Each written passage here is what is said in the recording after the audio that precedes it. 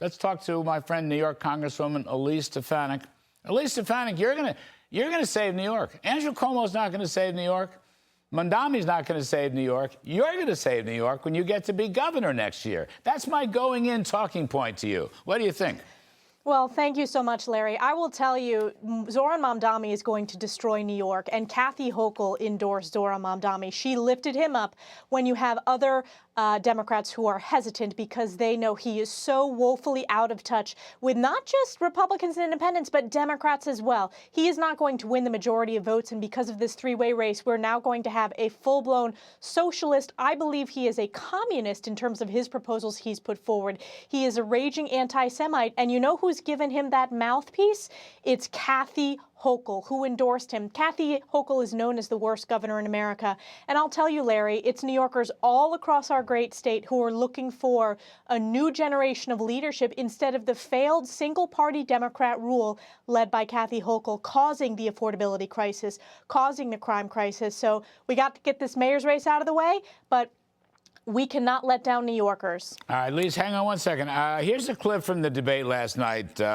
Cuomo beating up on Mamdani's rent control program. Here it comes. Take a listen, please. Zohran is a great actor. He missed his calling. Freeze the rent sounds great. Yeah, it affects about 25% of the number of housing units in the city of New York. It's not a new idea. Bill de Blasio did it. It turned out to be a debacle. And it does nothing for 75% of the units. And for the 25, it just postpones the increase and actually causes us to lose units because landlords took them off the market. Yeah, so in some sense, it's the pot calling the kettle black because his programs were no better as governor. And, you know, as far as rent controls, raising taxes, he was going to hike the minimum wage last night. This is, you know, former Governor Cuomo. But it's sort of like a pox on both their houses. Curtis Lewa had the only conservative principles in the race, and I think that's important. And if I'm not mistaken, you have stood by Curtis in this mayoralty for not dropping out. That's right. George Pataki stood by him. Ed Cox has stood by him.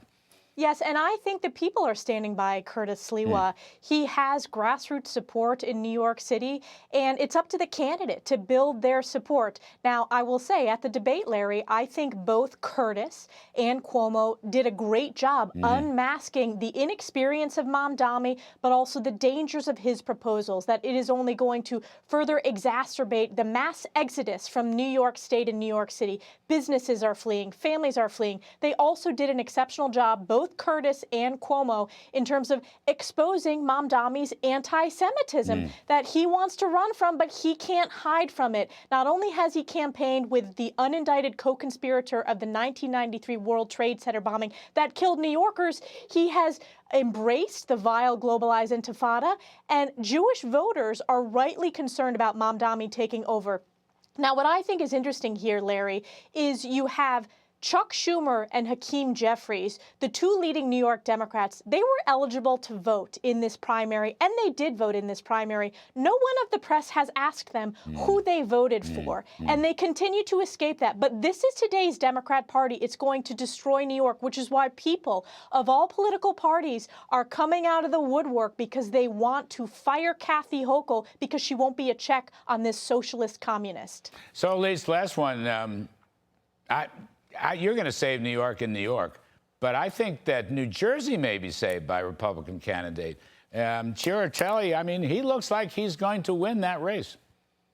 Yes, I strongly support Jack Ciattarelli, and I'll tell you what we have in common. Single-party rule Democrat states that are traditionally blue, we've seen those states move more to the Republican direction in the past few cycles. Why is it happening, Larry? Because people are feeling and suffering from failed policies, whether it's high taxes, whether it's skyrocketing crime. So New Jersey is moving to the right, just like New York is. We saw this in President Trump's 2024 election.